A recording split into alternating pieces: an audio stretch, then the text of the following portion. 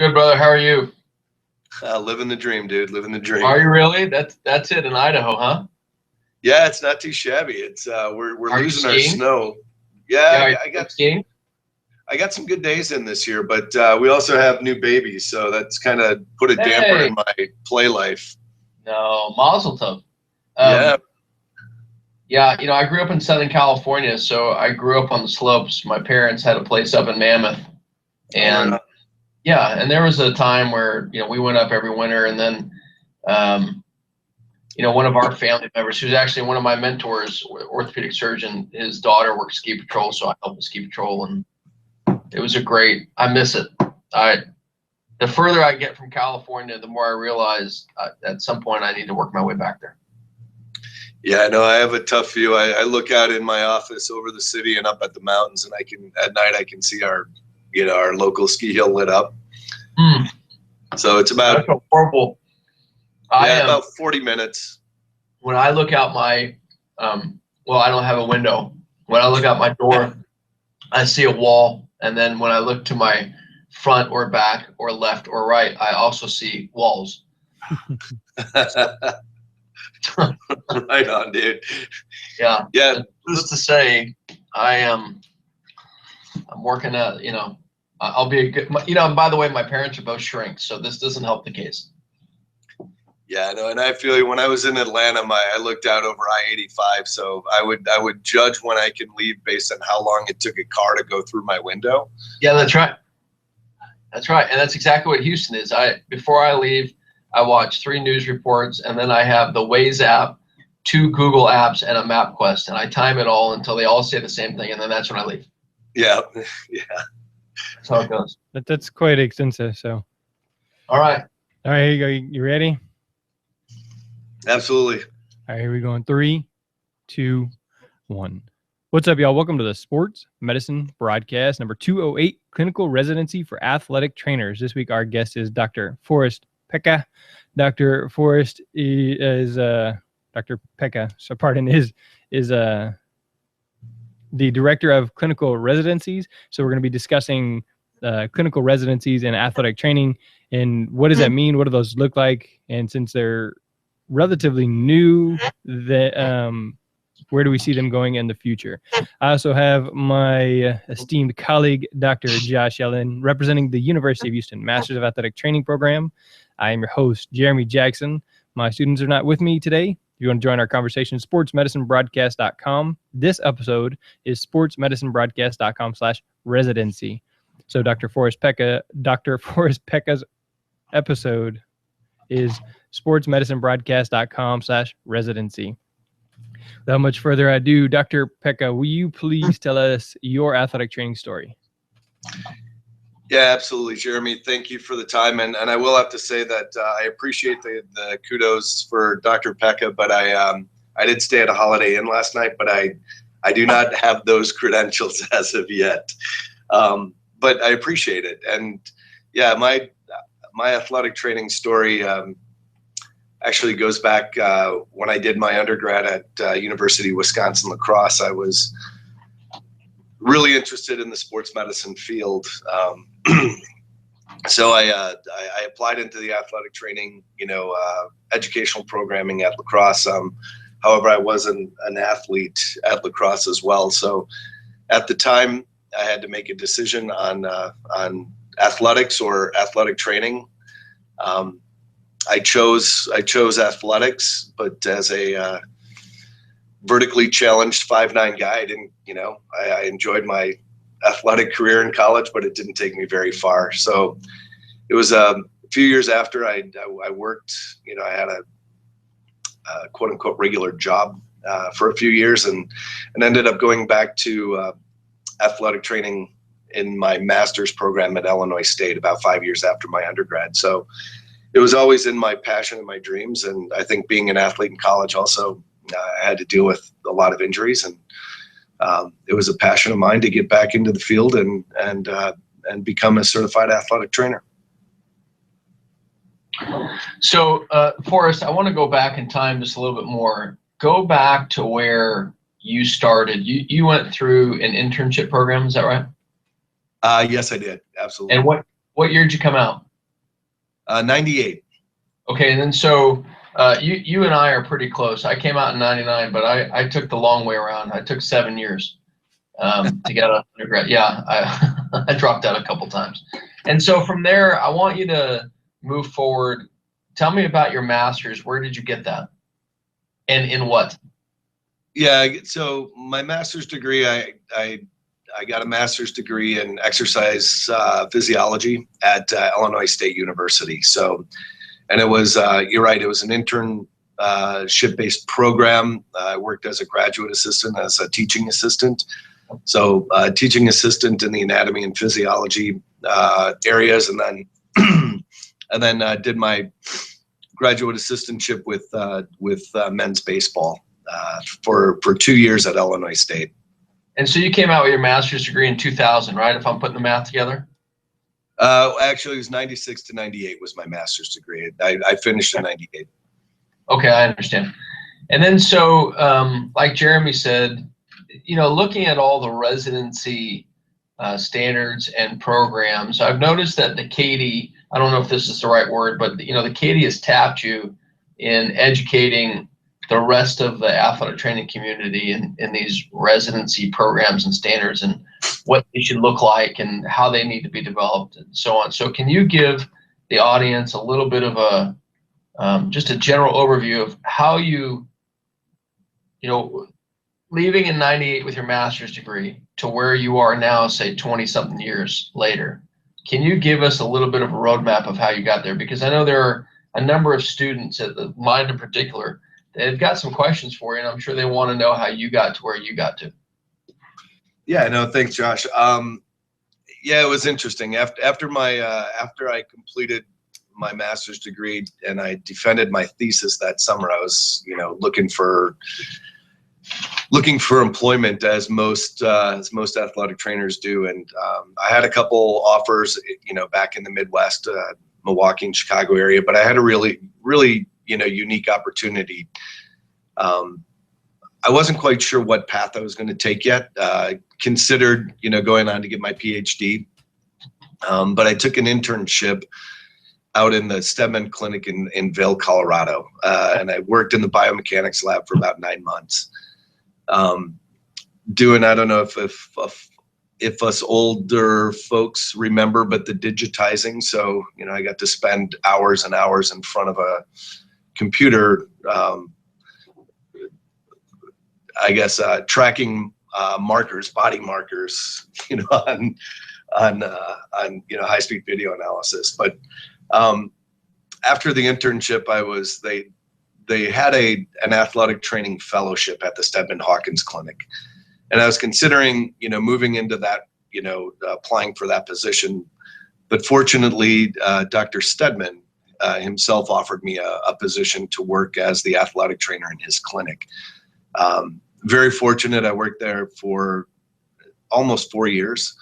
And then he called me into his office one day and told me that there's a great opportunity to work with the U.S. ski team. And I was, you know, I asked him, I said, why are you trying to get rid of me? And he's like, no, but I think it's a great opportunity for you. So I applied for the position, and I worked for the U.S. ski team, for the men's alpine ski team, for 4 years, from 2000, essentially on and off from 2000 to 2004 is when I finished and was able to participate in the 2002 Olympic Games in Salt Lake. Great experience, but after 4 years with the ski team, it was, you know, it truly was a dream job. It was a great opportunity. I got to travel the world and you know, ski all over the globe. I was on snow for about 200 days a year. As we were talking, Josh, it was not a bad opportunity. But when I decided to grow up and get a real job, fortunately, the you know, Stedman Hawkins had a great athletic training fellowship, you know, program at the time. They still do. And we also were able to work with a lot of orthopedic fellows who came through Vail and trained in their sports medicine specialty for a year. So Dr. John Zaroyans, Dr. X, was one of our sports medicine fellows. And when I left the ski team, he was down at Emory in Atlanta and said, hey, let's take what we did in Vail and let's expand upon it, and let's create an exceptional athletic training clinician. or athletic trainer clinician. So we started what we called then a fellowship at the Emory Clinic, Emory Sports Medicine in Atlanta.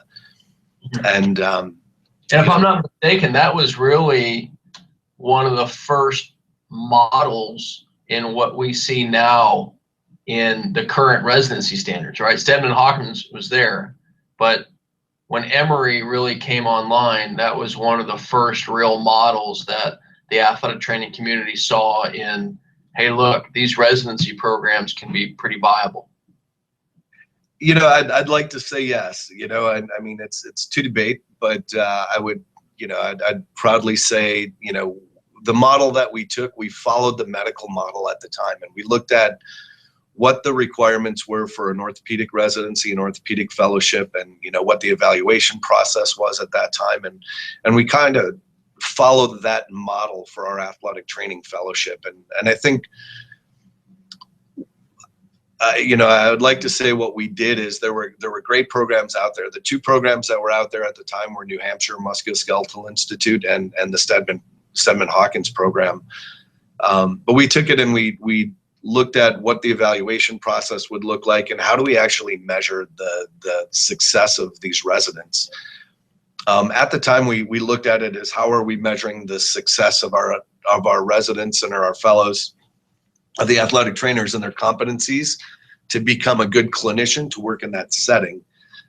It was in 2006 when I met with the NATA, with the PPEC at the meeting in Atlanta, and there was some variable discussions as to whether or not we were still athletic trainers or not.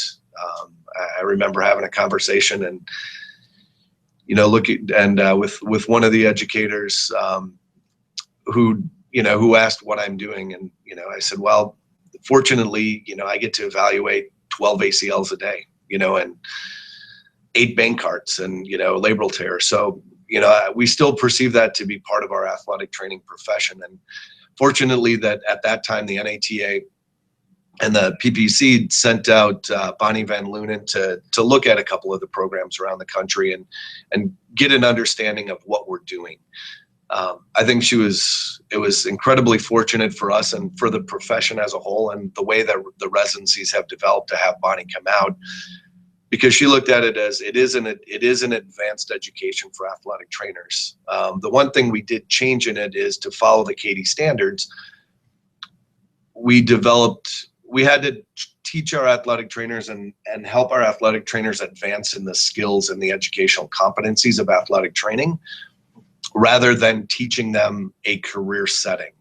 Sure. So, initially you're talking about more specializing, after they've been given the foundation of their education, let's take certain areas of those practice domains and become specialists in those domains. Absolutely. And I think it was a exceptional movement within the educational programming, because it's really designed now that the athletic training residencies, the CATI went and they moved forward. The NATA started, the CATI took over the educational programming in 2012 and has since developed standards and guidelines for post-professional athletic training, residency educational programs, within that specialty clinical area of focus, within the domains of education, AT education, as you spoke about. And we feel it helps create depth of knowledge and advanced skills in that concentrated area, and designed to create specialists, in that specific educational competency and as you mentioned, for the profession itself. And is it fair to say that you were on the ground floor of those CATI standards? I certainly worked closely with the CATI and, originally with the NATA and with the CATI at that time. And, and recently I've been involved with the CATI to help, to continue to build upon those standards. I can't take, full credit. I think it was the CATI that really, took the initiative to move forward, but I'm proud to say that, I provided any experience and any knowledge that I had to help develop that. All right. So I want to be able to tap on something. We spoke to Dr. Merrick yesterday, and first let me go back and Jeremy, the program that you set up over the month of March for National Athletic Training Month is outstanding. Thank you for taking this on. This is a great service to the profession. So we spoke to Dr. Merrick yesterday, and he brought up something really interesting afterwards. I went to go look it up. And he said, if you really look up the definition of primary care and you put your thumb over the word physician, it really describes athletic training, right? That one of the things that he said is that we pretty much treat anything that comes through the door. And so in your mind, Forrest, as these residency programs start to increase, tell me where you think these roles are going to go, because I've heard a lot of different things about what residency programs should be and what they shouldn't be. One of the things we know they should not be is this is not a substitution for graduate assistantships. This is to develop advanced practitioners.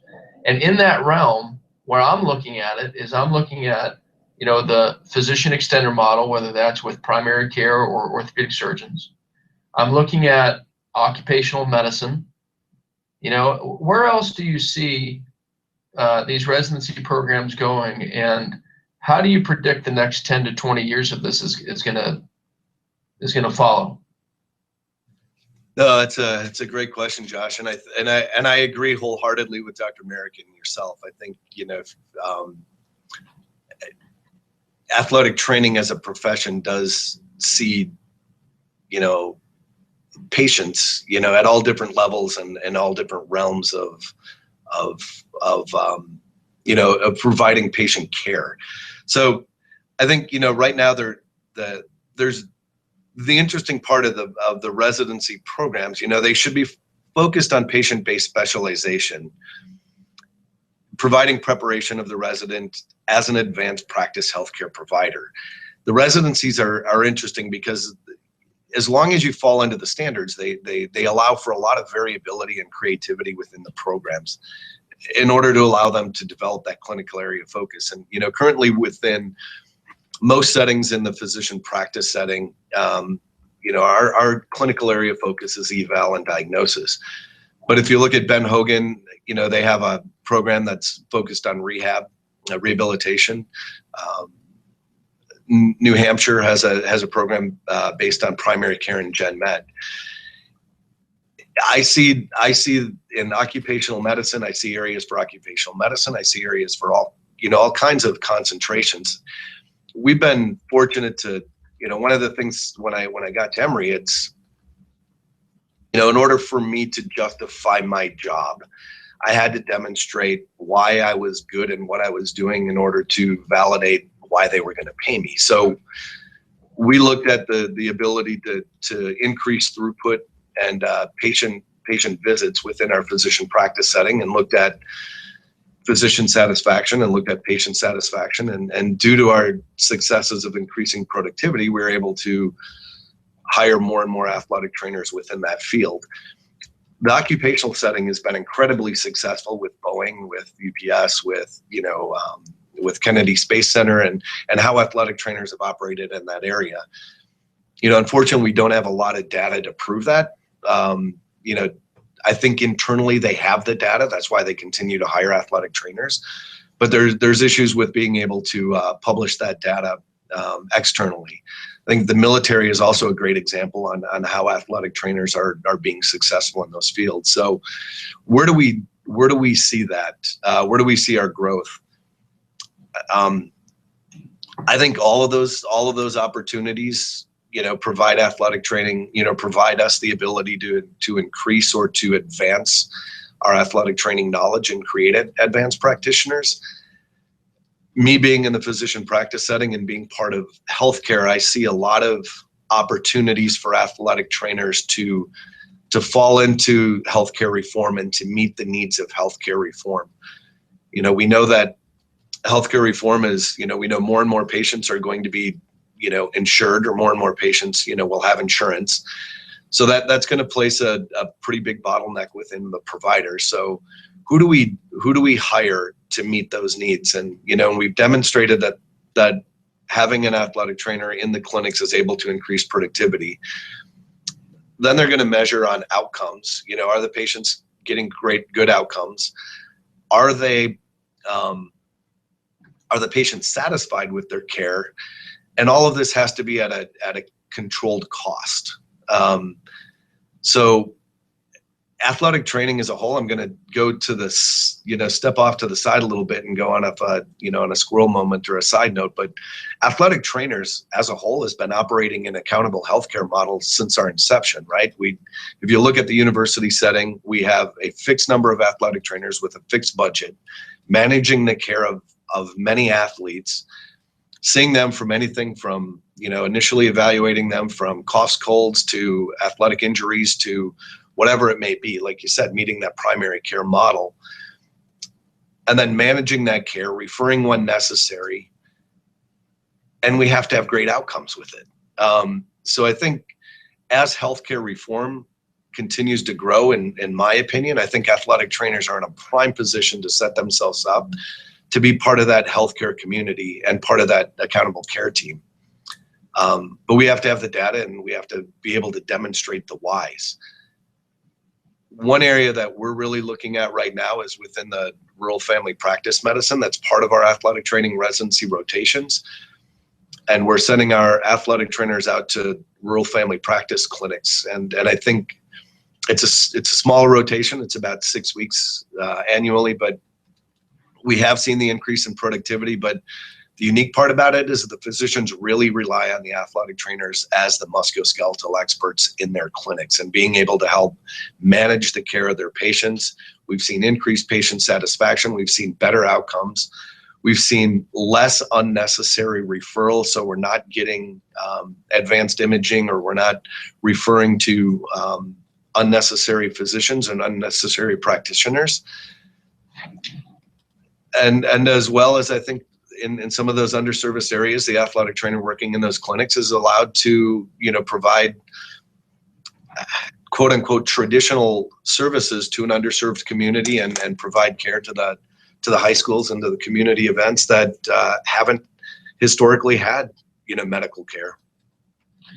And so let me ask you a question. As you're one of the leaders in this next great adventure in athletic training, what's been the feedback, positive or negative, from other providers that are in this space? So let's bring up, obviously in athletic training, we've got 5 domains. And I always ask people, the most likely comparison is between AT and PT. And my response is, well, why are we so interested in competing in just 2 domains, right?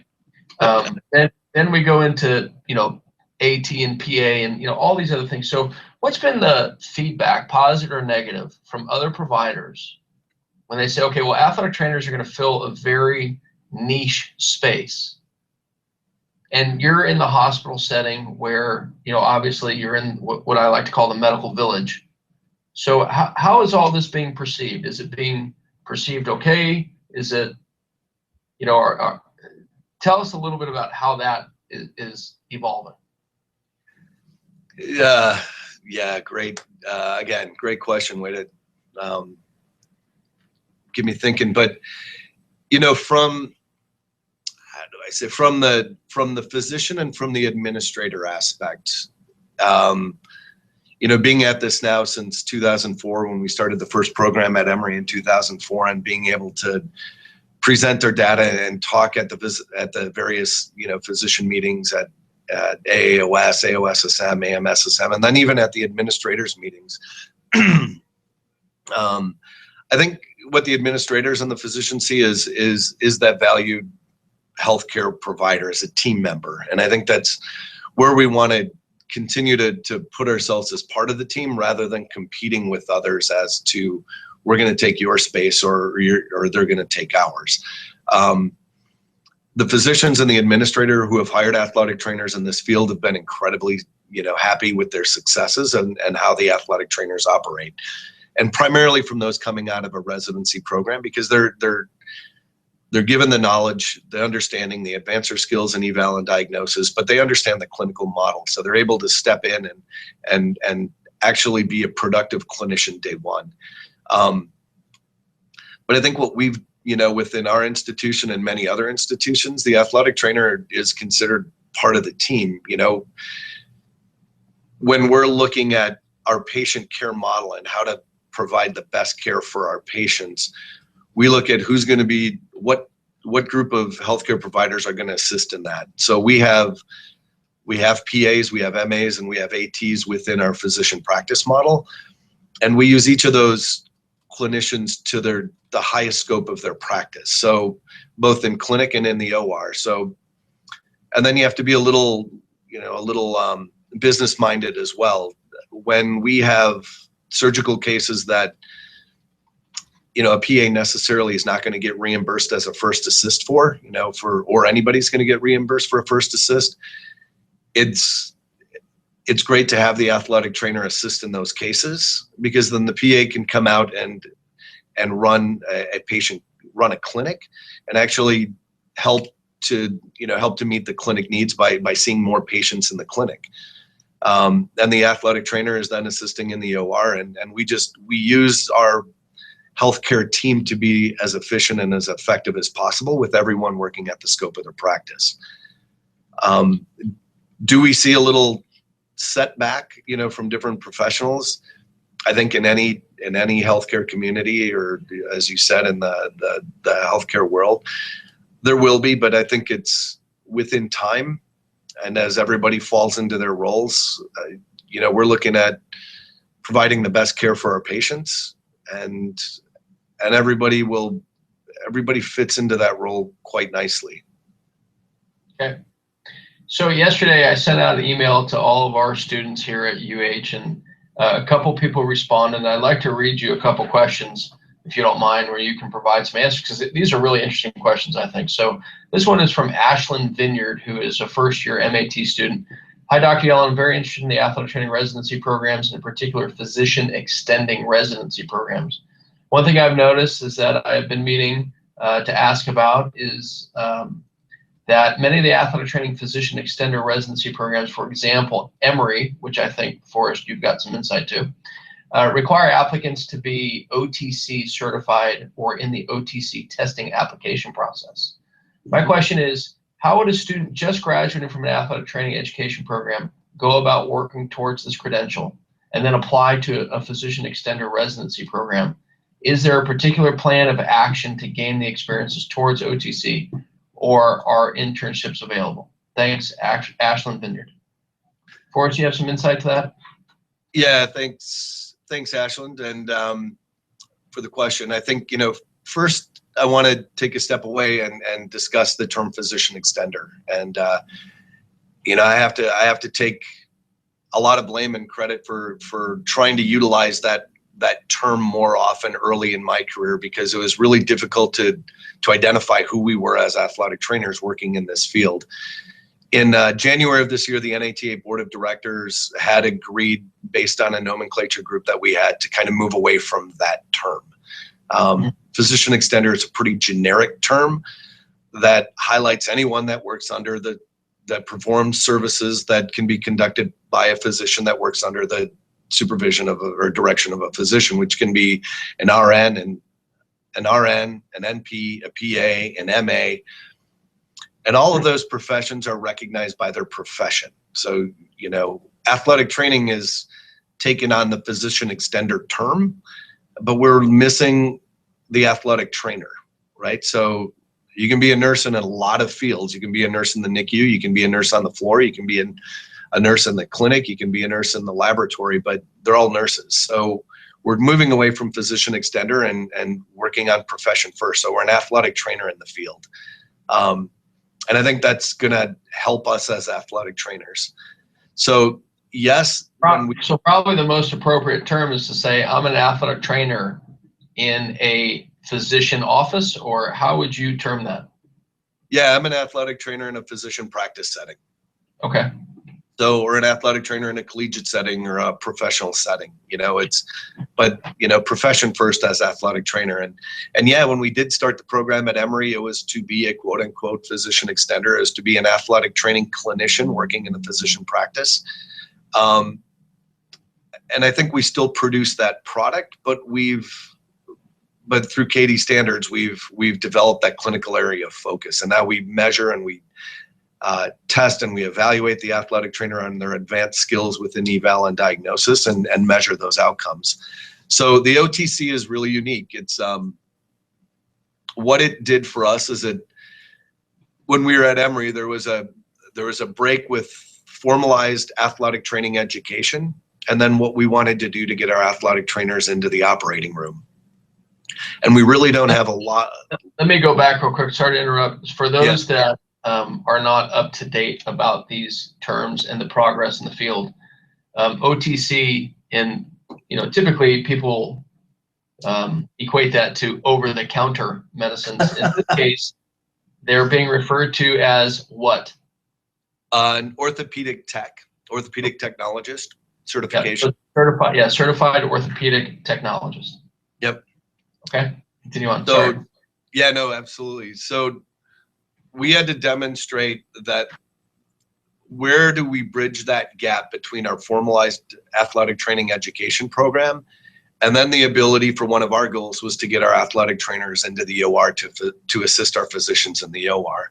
And being that we don't have a lot of that or any of that education within our formalized education program, the orthopedic tech certification was an avenue to demonstrate that athletic trainers had the ability for these advanced skills, at least on a multiple choice question test, to have some understanding of what it takes to function and operate in the operating room.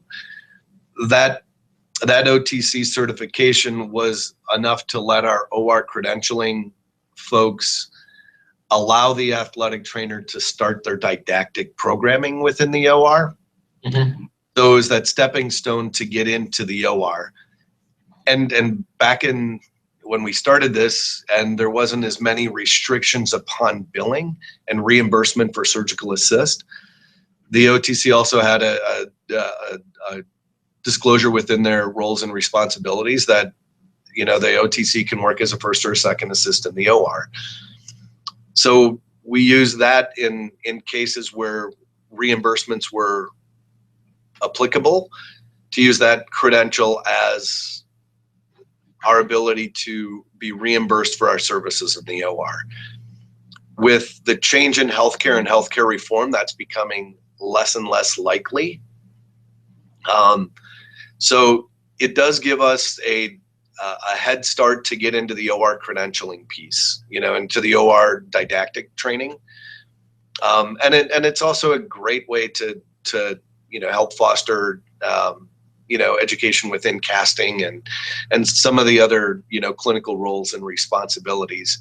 However, we've moved away from the OTC as a we still use it to get through our OR credentialing purpose, but our job description for the athletic trainer working in this field is an athletic trainer, and the athletic trainer is awarded the ability to assist in the OR based on their residency training and based on their completing their educational and didactic programming for the OR. And so as athletic training obviously is, the announcement that everything is going to an entry-level master's occurred over the summer, and by 2022 all programs will be ELM, and that like we've discussed, these residency programs will start to grow.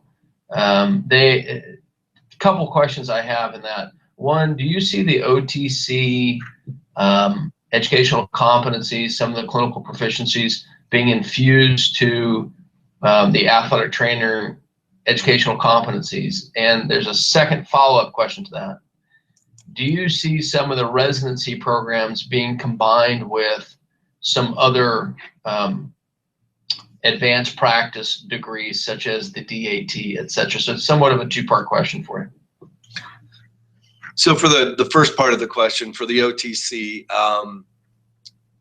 the areas of concentration within the OTC are casting, splinting, traction, and about 20% is in the OR. I think with casting is pretty common for athletic trainers who have a competency in taping. Casting is pretty much follows the same rules and I guess follows the same paradigm as what, casting does. So would that be included? I think possibly. The OR, it's interesting. I don't know if that'll be included within, the educational competencies within athletic training, because it's such a specialized area. I think the residencies allow that, as advanced skill sets. So I don't know if I can answer that question appropriately, or give you a finite answer on whether or not we're going to include those competencies. I do believe that with athletic training education, going to an entry-level master's in ELM, the OTC is still, at its foundation an associate degree. So Sure. I think we are board certified. We're licensed healthcare professionals. I think our challenge and our goals as a profession is to gain recognition as athletic trainers and not needing additional credentialing to justify what we do. So, I'm a proponent of building upon the scope of practice of athletic training and demonstrating that as athletic trainers, if we work under the direction of a supervising physician, we're licensed in Idaho, and our State Practice Act is very fair and it's very strong for athletic trainers. We're able to perform skills that we're taught by the physicians, that physicians feel we're competent in. And, when I was in Georgia, it's the same. So, our limitations, we don't have a lot of limitations within our scope of practice, as long as, we have oversight by a physician closer to a PA, more than an OTC. Mm-hmm. And what separates us from a PA is they're able to bill and they're CMS recognized. And so going to that conversation real quick, I think one of the things that people don't understand about one of the moves to this entry-level master's is that CMS will not reimburse for a baccalaureate level healthcare provider. And that in order for us to be in that space, generate revenue, be included in the medical model, we need to be at the entry-level master's degree setting.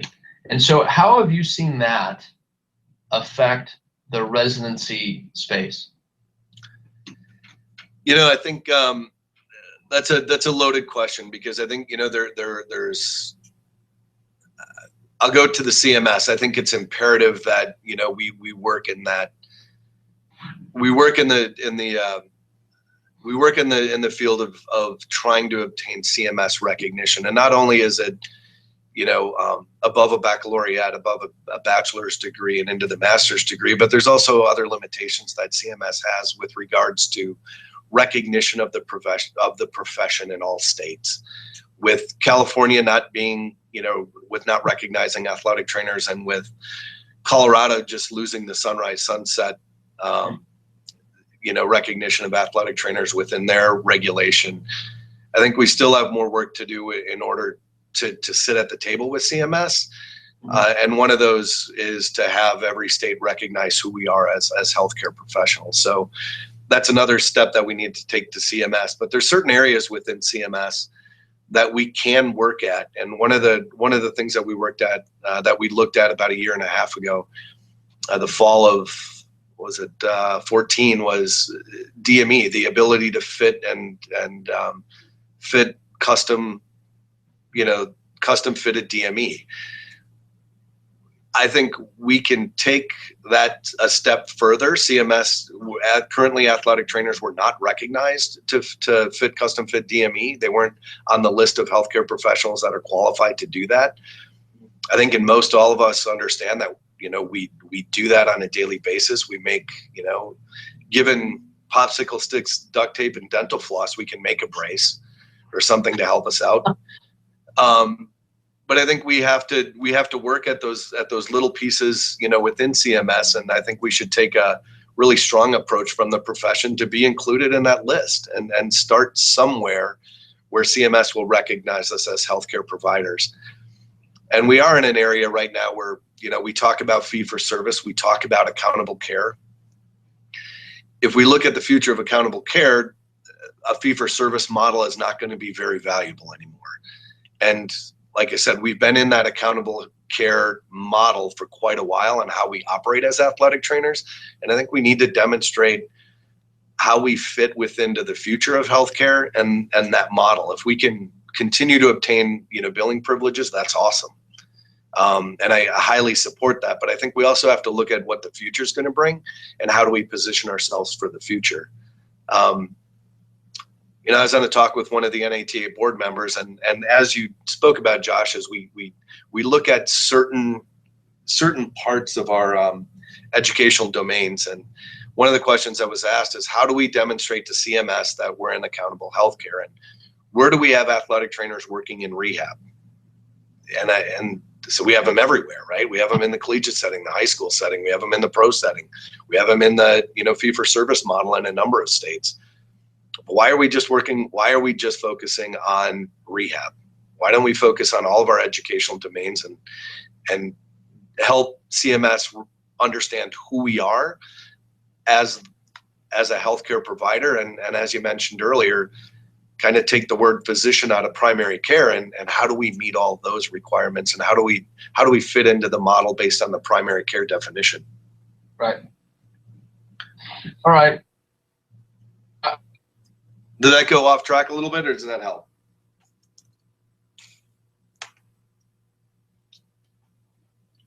Residency programs in athletic training, it's just new. And what you have is that you have a number of people that have come out. Like, for instance, I came out of this almost hybrid program. At the time, we were KHEP accredited. But we really kind of followed the internship model. I mean, I think I had 4,000 hours by the time I graduated. Does that mean that I was prepared to be a clinician? Nope. It means that I had met minimum standards and I was able to enter the field. So, you have different generations that are a part of this profession right now.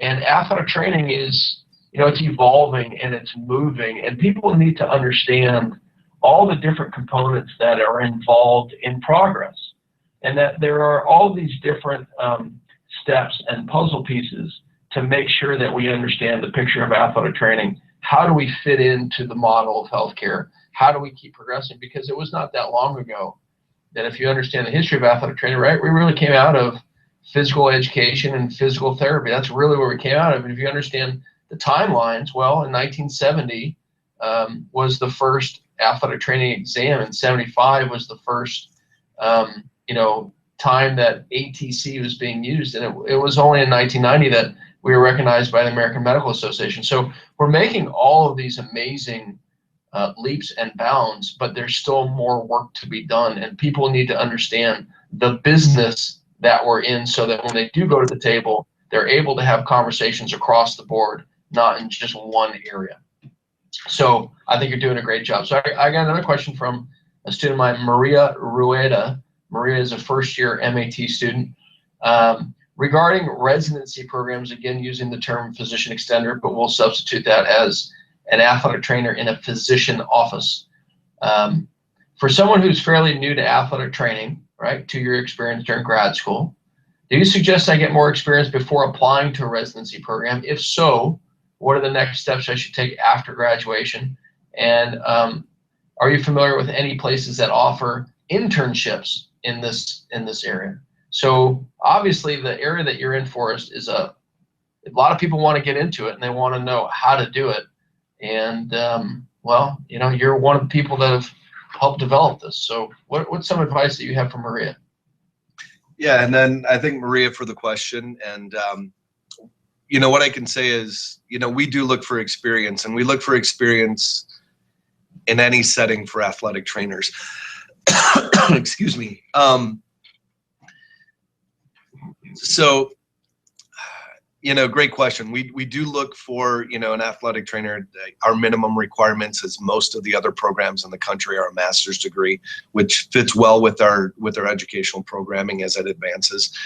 But I think there's, as you mentioned, Josh, I came through the internship program as well, and we had a lot of hands-on care at that time. We were able to get experiences being able to treat and manage our athletes or our patients. So I think with the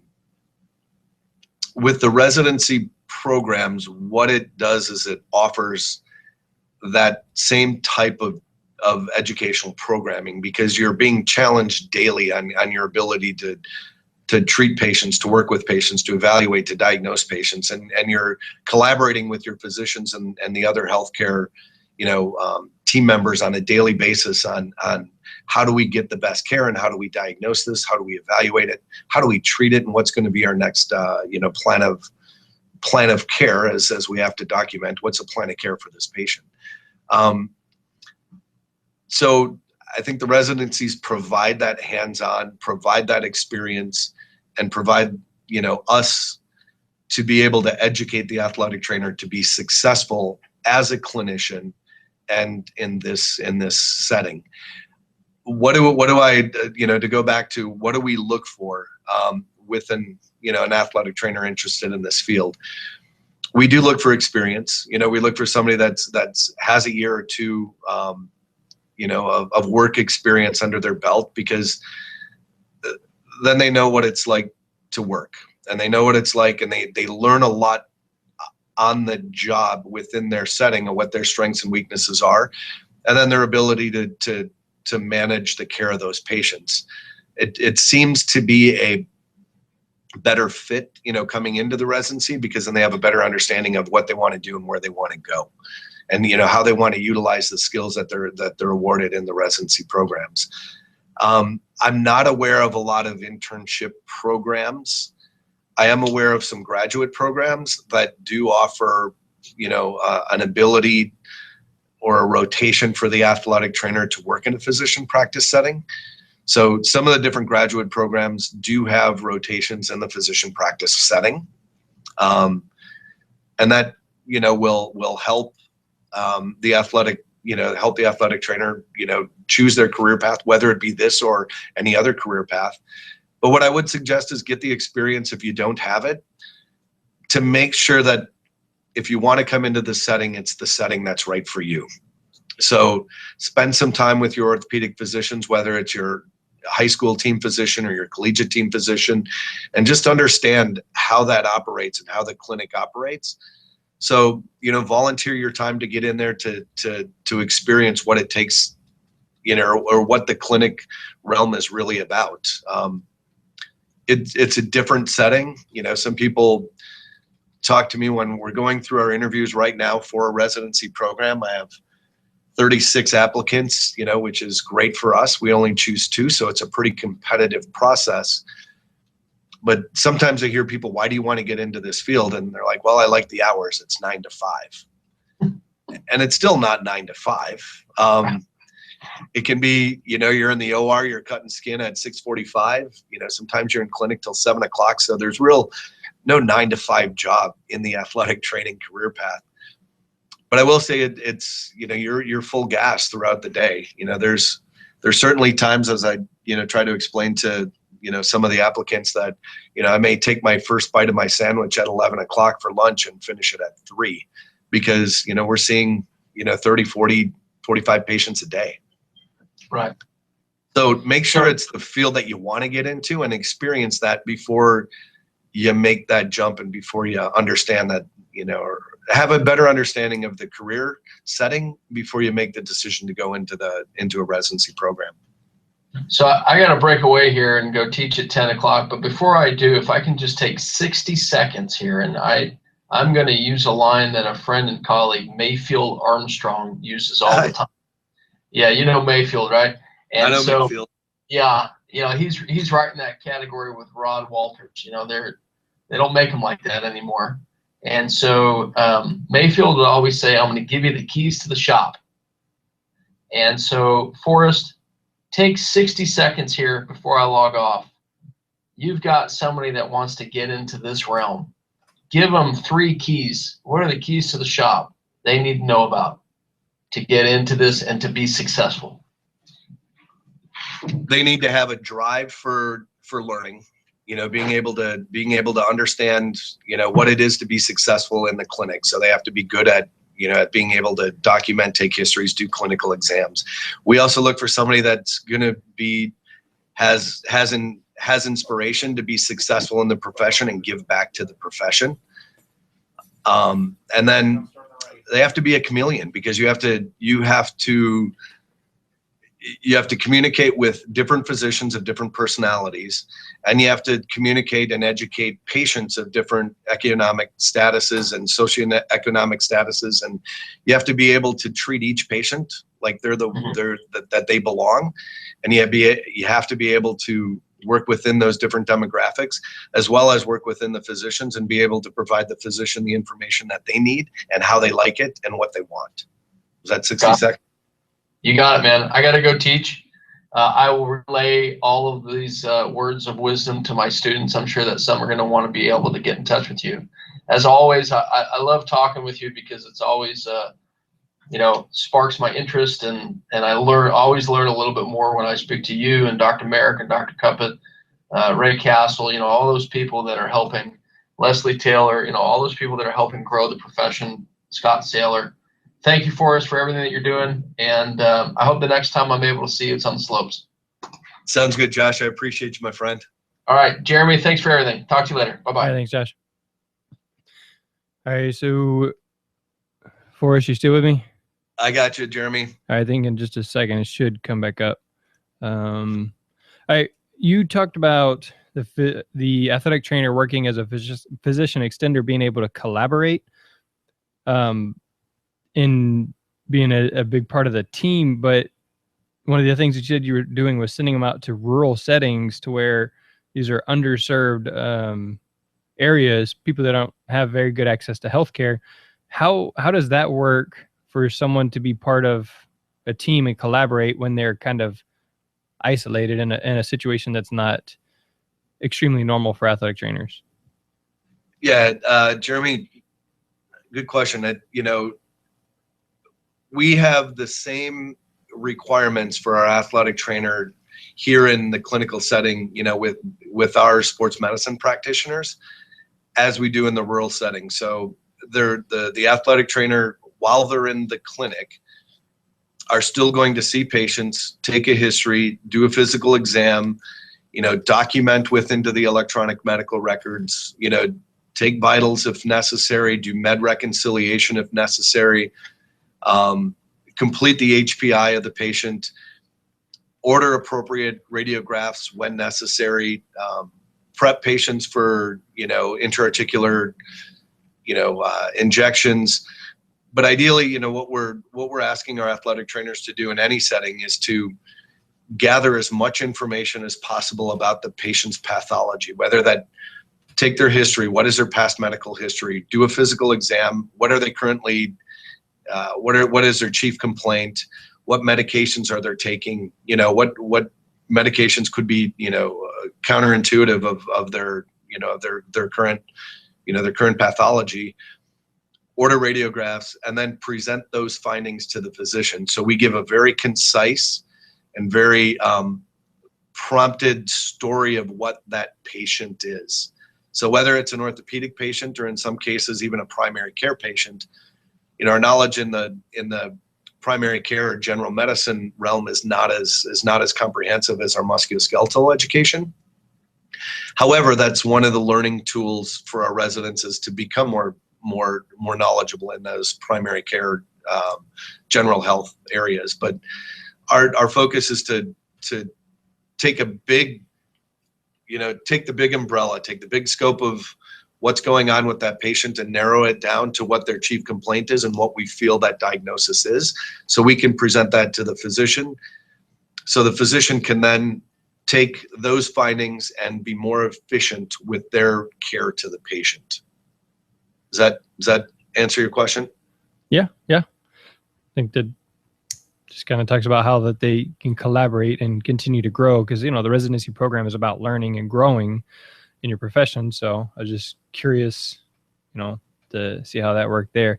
And when we talk about rural settings, I talked to Chris Dean, is the president of the Alaska Athletic Trainers Association, and he was telling me about some of the rural settings they have there, and it'd be interesting to see if you guys were able to send any athletic trainers to those rural settings, which are truly, you have to take a plane to get there. There's no doctor, and just some different situations, but just to see how athletic training is growing. One of the questions I want to ask, I know you've been through it several times, but can you give me a simple definition of what is clinical residency for an athletic trainer? Yeah, clinical residency, if you define it by Webster, it includes a period of advanced training in a medical specialty. So that's the Webster definition, and then I can give the credit to the Katie for all their hard work and dedication to develop this. They've developed those standards and guidelines for post-professional athletic training, residency education programs. So we're advancing the training within the specialty, within a medical specialty within the educational domains of athletic training. That's pretty clear and right through. So I know between the conversations, you listed a lot. Do you have a list of some of the current opportunities that we could just go, item by item? These are current opportunities for clinical residency. Yeah, absolutely. And there's currently 4 accredited programs in the country via Katie. So those programs are New Hampshire Medical Institute, Ben Hogan, who has their clinical area focus in rehab. And then, us St. Luke's out here in Boise, proud to say, we're the 3rd program. And then Emory, where I was in Atlanta, has also been accredited. And you can go to the Katie website and look at those programs that are currently enrolled, starting within the self-study, but they're enrolled in being evaluated on accreditation. And it starts with a 1-year self-study, and then it goes on to, a site visit, just like the professional and post-professional education programs. And there's 11 programs currently on the Katie website that are in the application process for accreditation. Those include University of Wisconsin. I don't know if I can, off the top of my head, know them all. University of South Carolina, Spectrum Health in Michigan, University of Michigan. Those are the ones that come to mind right now. Yeah, sorry, we can look on the Katie website there and see that. So just wondering about the programs. And then inside of those clinical residency programs, do you know which each of those is specializing in?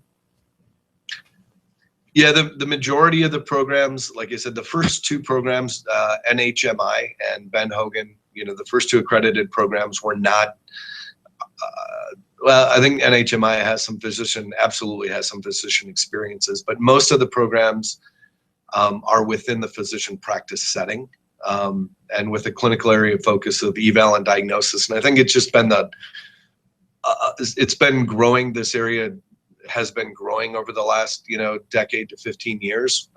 So I think there's a better need, there's a higher need for athletic trainers in that role. But I think there is a program in Houston at Methodist that's looking at another rehab focused residency program. Okay.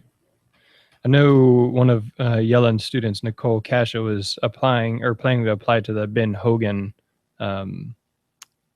residency program there. So yeah, Craig's done a great job at that program. Okay. And that is more or less, I think we covered everything that I have there. Is any other things that you wanted to address that we didn't get to?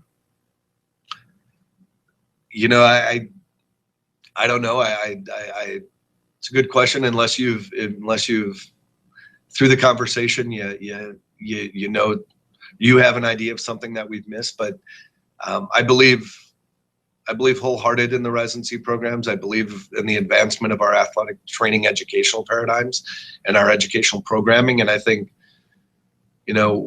we're excited to have Katie recognize the residency programs, and we're excited to be able to develop clinical specialists within our field and help demonstrate why athletic training belongs, in our healthcare community. One thing, when we were talking to Dr. Merrick yesterday, he mentioned the post-professional programs are focused on people who have worked and then they're deciding to go back to school. Is that something that's part of the clinical residency? I don't. It's a hard question. I think we do have a number of applicants who have been working, in the athletic training profession for a number of years that express interest to starting as one of our residents, and it's usually in the realm of kind of changing their career path a little bit and understanding that the residency is the best avenue to prepare them to be successful in their new career path. But we also get a lot of applicants just coming out of grad school, folks just coming out of grad school and want to continue. I think we've been successful in both of those realms, accepting applicants. Like I said, it's usually we look for somebody that's got a little bit of experience, that actually, has the experience out of school and in the working environment, as they understand the day-to-day rigors of the workloads. If that's fair, is that a fair statement? Yeah, I think that's perfectly fair. I mean, you said that earlier, you prefer them to have a little bit of experience if that's volunteering their time or, like you said, working, a summer or a year, whatever, before entering the program. So. Absolutely. But right. we have successful candidates that come right out of grad school as well. I think it's, we've been very fortunate, but it's, like I said, it's a tough decision. We got to narrow our group down, and just like every other program in the country, you try to find the right fit for your program. But I think what most of the residency programs, we have about 8 or 9 programs that work together. Not only do we want the right fit for our program, we also want to make sure that the resident themselves find the resident, or the applicants themselves find the right residency program that's going to meet their specific goals and needs. Because even within the physician practice residencies, there's a lot of variability within those programs. Some programs have a very high concentration in the surgical aspect. Some programs have, various rotations, including hand, wrist, general orthopedics. We have a little bit more experience in the primary care and family practice setting, but there's a lot of variability in the programs, and we hope that our goals and the applicants' goals meet, because that's going to give us and the applicants the best opportunity to create a great product. All right, very good. Now, you gave me some contact information for you. So it's your email and your phone number. I have those here. You also said to visit the CAATE website. Again, that's CAATE.net. And that'll talk about the accreditation, the standards, guidelines, and then your program there. Talk a little bit about the St. Luke's Sports Medicine AT residency. Yeah, like I said, our residency is, we have a concentration in musculoskeletal medicine. That's a primary focus of our program, is musculoskeletal medicine, and that's where the residents start in their first 4 to 5 months. And then after they develop a pretty comprehensive understanding of MSK knowledge and care, then that's when they start doing their rotations outside of our orthopedics department and in family practice and primary care settings, and then they come back and they finish it up within our musculoskeletal medicine. We have both primary care sports medicine physicians as well as orthopedic sports medicine physicians. We have a high concentration in radiology and education and radiology interpretation. We do have an OR curriculum where our athletic trainers assist in the OR. We do weekly QOWs, questions of the week, that the resident has to do an epidemiologic, evidence-based research on certain pathologies that they present to their peers and to their colleagues. for case study presentations, and I think our concentration in research is pretty high. For more information, people can go to our website, which is www.stlukesonline.org/AT Residency. That'll get you to our website. There's also a really good tab in there that talks about the resources and all the publications and all the articles supporting athletic trainers in the physician practice setting. Feel free to call me on my office, which is 208-489-4299, or my email, which is first initial F for Forrest, F Pecha, Pecha, @slhs.org. All right, so Forrest, is in here you've typed Pecha F at SLH. Is it F Pecha or Pecha F? They both get to me, so okay. It depends on if it's intranet or internet. So yeah, they'll both get to me. Okay. All right. Very good information about the future of athletic training from Mr. Forrest Pecha. And before we close it out, sportshealth.com. Keyword for March is Bubba. Keyword for April is Frio, which they're going to be there. We just purchased one of the units from them, so I'm excited to get that. Make sure if you email Robbie at getfrio@friohydration.com to mention Sports Medicine Broadcast, it helps me out and it helps you out. So Frio Hydration, get Frio at friohydration.com, and then make sure you mention the Sports Medicine Broadcast. Now, Forrest, you're not going to be at Spats down here at South Padre, are you? No. I'm heading to Galata this weekend, and then we have our district meeting D10 at the end of the month. All right. Because yesterday, Dr. Merrick said that he was actually going to be down there at South Padre because we're going to be broadcasting live there. So just thought it was a very small world. He said he goes almost every year. So yeah, that's the South Padre seems a little bit nicer than that's not a bad place to have a meeting. Yeah. It'll be my first year, so I'm pretty excited. Real quick, tell me a little bit about the trip that you have coming up, why we had to reschedule this. Yeah, I travel with U.S. Soccer with the national team, so I'm heading to Argentina with one of the men's national teams. All right, that's pretty exciting. So maybe on one of the days you're there, we can do a little Skype live chat from the stadium or something. I don't know what the Wi-Fi is like there in Argentina or at the stadium, so we'll see. But anyways, have fun. Enjoy your soccer. You're traveling to Argentina. So does your wife get to go with you? No, my unfortunately, my wife and the babies are at home. But my mother-in-law did move out here, so we have a little extra support. So it's kind of the one of the benefits, or I guess if you talk to my wife, there's not really a lot of benefits of leaving, but the fact that my mother-in-law is here to help is certainly allows me to take a couple more of these trips. Yeah, lessens the blow for sure. Yeah. So, all right. Well, my website, sportsmedicinebroadcast.com, and again, this one's sportsmedicinebroadcast.com/residency. So that's where you can find this episode and the links and things that I'll have there. On Twitter, I'm PHS Sports Med. Again, that's PHS Sports Med. That's where you'll find me most. And every day in March that we have a day of school, we'll be podcasting. So check it out. Enjoy. We have another one later today. So for Jeremy, Dr. Josh Yellen, Mr. Forrest Pecha, that is a wrap. All right. Thanks, Forrest. Thank you, Jeremy. Bye. Bye-bye.